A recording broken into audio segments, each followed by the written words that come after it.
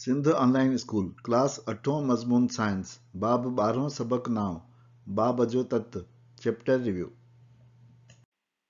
ॾोहिटनि ऐं ॾोहिटियुनि खे Sindh online school में भली कार। मां आहियां नाना Abid.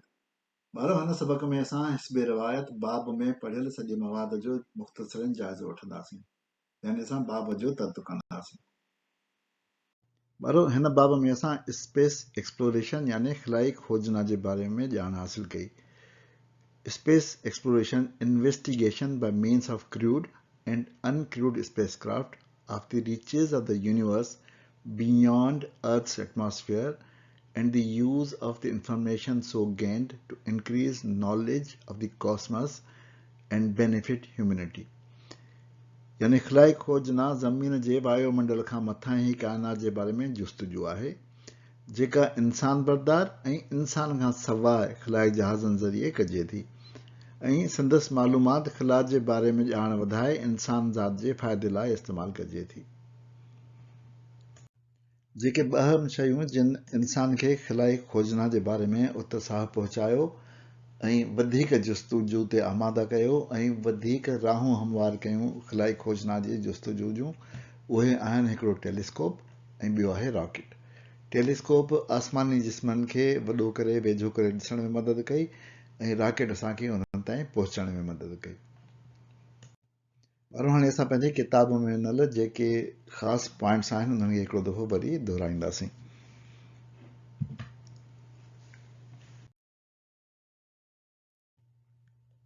Telescope is an instrument that helps to see distant objects clearly. There are two types of telescope, refracting and reflecting.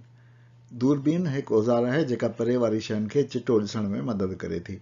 हिन जा ॿ क़िस्म आहिनि, मोड़ वारी ऐं मोट वारी। हिन में मोड़ ऐं मोट रोशनीअ जी मोड़ ऐं मोट जी ॻाल्हि थी थिए। पाण मुड़ियल कोन हूंदी आहे पर रोशनी हिन में अंदरि मोड़ खाईंदी आहे या मोट खाईंदी आहे। जेका रिफ्रैक्टिंग आहे जंहिंमें रोशनी मुड़े थी उन में ॿ कॉन्वेक्स लेंस इस्तेमालु थींदा हूंदा आहिनि। हिकिड़ो ऑब्जेक्टिव लेंस हूंदो आहे, हिकिड़ो आईपीएस लेंस हूंदो आहे। पर जेका मोट वारी हूंदी आहे उहा उन में मिरर लॻल हूंदो आहे, आईनो या आरसी या शीशो लॻल हूंदो आहे।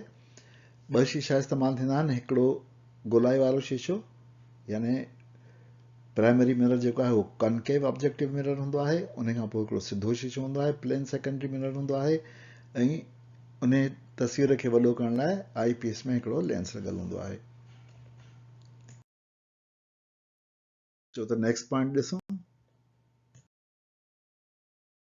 Light is the combination of 7 different colors. A spectroscope splits white light into its 7 component colors. अच्छी रोशनी 7 मुख़्तलिफ़ रंगनि जो मिलाप आहे। स्पेक्ट्रोस्कोप या रंगीन शवाबीन अच्छी रोशनी खे उन जे 7 जुज़ी रंगनि में विरहाए थो। असांखे ख़बर आहे त रोशनी जूं लहरूं बि ॿियनि लहरूं वांगुरु इलेक्ट्रोमैग्नेटिक वेव्स आहिनि। इलेक्ट्रोमैग्नेटिक वेव्स में जेका रोशनी जी लहर आहे उहा 400 खां 700 नैनोमीटर लेंथ वारी आहे ऐं उन में बि मुख़्तलिफ़ वेव लेंथ वारियूं लहरूं मुख़्तलिफ़ रंगनि जूं आहिनि। असांखे उहे अलॻि अलॻि ॾिसण में कोन ईंदियूं आहिनि। पर जॾहिं असां उनखे मंशूर या प्रिज़म मां लंघाईंदा आहियूं त प्रिज़म में उहा अच्छी रोशनी 7 हिसनि में टुटी वेंदी आहे, छो त हर वेव लेंथ डिफरेंट एंगल ते मुड़ंदी आहे या मोड़ खाईंदी आहे।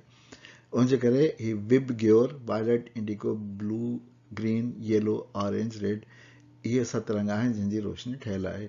ऐं स्पेक्ट्रोस्कोप में प्रिज़म इस्तेमालु थींदो आहे ऐं प्रिज़म में उनजे करे इहा अच्छी रोशनी पंहिंजे 7 जुज़नि में या 7 हिसनि में टुटी पवंदी आहे।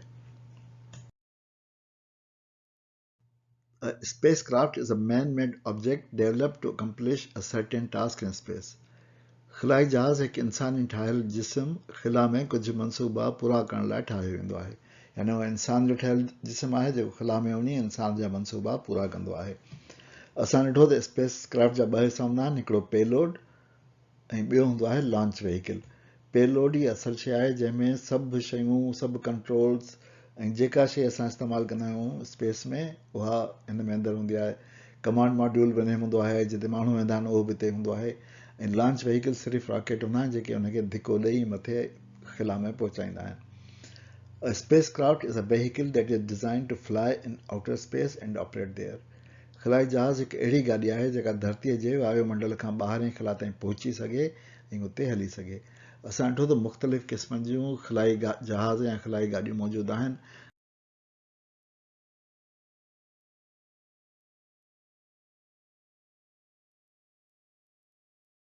जो कमांड मॉड्यूल थियो जेको इंसान खे चंड ते वठी वियो, हुन सां गॾु लूनर मॉड्यूल बि हो। हीउ सयूज़ आहे जेको हिकिड़ो ट्रांसपोर्ट वारो जहाज़ आहे जेको शयुनि खे ऐं क्रू खे ISS ताईं वठी वेंदो आहे। हीउ विनेर आहे जेको वीनस तां सैंपल खणणु वियो हो।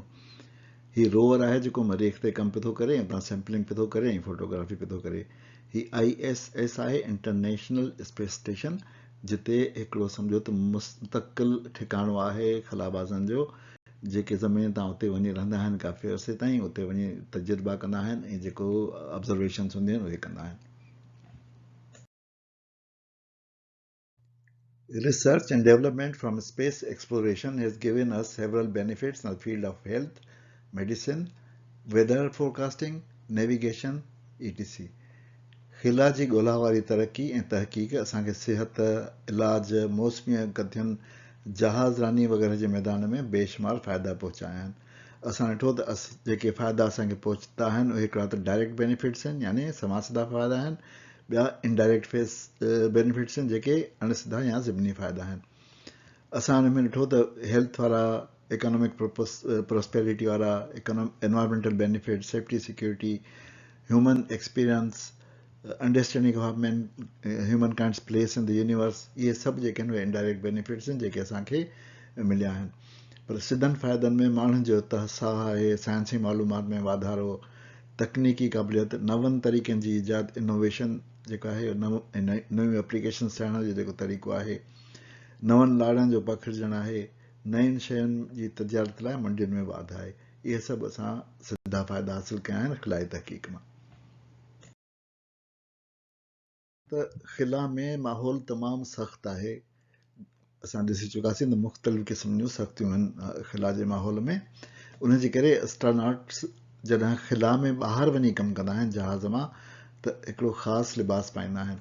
ऐं जॾहिं ज़मीन तां स्पेस स्टेशन ताईं सफ़र कंदा आहिनि त उन जहाज़ में बि हिकिड़ो ख़ासि लिबास पाईंदा आहिनि। पर जॾहिं हू ISS में यानी इंटरनेशनल स्पेस स्टेशन में अंदरि कमु कंदा आहिनि त उन्हनि खे कंहिं क़िस्म जे ख़ासि लिबास जी ज़रूरत कोन हूंदी आहे। उहे आम घर वारो लिबास, जीअं टी शर्ट थी, निकर थी, उहे पाए कमु कंदा आहिनि। हीउ जेको लिबास आहे हुन में ख़ासि शयूं हूंदियूं आहिनि। हेलमेट में ईयरफोन ऐं माइक्रोफोन हूंदो आहे। छाती वारे पैक में GPS ऐं ॿिया सिस्टम हूंदा आहिनि। हीटेड सनवाइज़र हूंदो आहे जेको सिज जी तेज़ रोशनी खां बचाईंदो आहे। ऑक्सीजन सप्लाई जो सिस्टम हूंदो आहे। प्रेशर कंट्रोल सिस्टम हूंदो आहे। ऐं सॼो सूट जेको आहे, यानी सॼो जेका पोशाक आहे, उहा ख़िलाई दज़ ऐं ढक खां बचाइण लाइ बि इस्तेमालु थींदी आहे। Robots, cameras, and telecommunication devices are some of the technological tools used in the space exploration. ख़िला जे ॻोल्हा में जेके औज़ार इस्तेमालु थींदा आहिनि उन में शामिल आहिनि मसनूई सयारा पाण, उन जे सयारे जे उछलण वारी सहूलियत, यानी स्पेस लॉन्च फैसिलिटी, रोबोट ऐं टेलीमवासिलाती औज़ार। असां ॾिठो त स्पेस लॉन्च फैसिलिटी हिकिड़े तमामु वॾे पखिड़ ते हूंदी आहे। असां ॾिठो त तक़रीबन एतिरी पखिड़े जेतिरो दादू ज़िलो आहे। असां ॾिठो त हिकिड़ो तमामु वॾो स्पेस लॉन्च प्लेटफॉर्म हूंदो आहे जंहिं ते रॉकेट ॿधी ऐं असां उन सां रॉकेट प्लेटफॉर्म तां ख़िला में छॾींदा आहियूं। उन खां अलावा मुख़्तलिफ़ क़िस्म जूं कैमराऊं आहिनि जेके इस्तेमालु थींदियूं आहिनि ख़िला में ॾिसण लाइ ऐं ख़िला मां धरतीअ ते ॾिसण लाइ, नेविगेशन लाइ, हज़ार्ड कैम्प्स हूंदियूं आहिनि।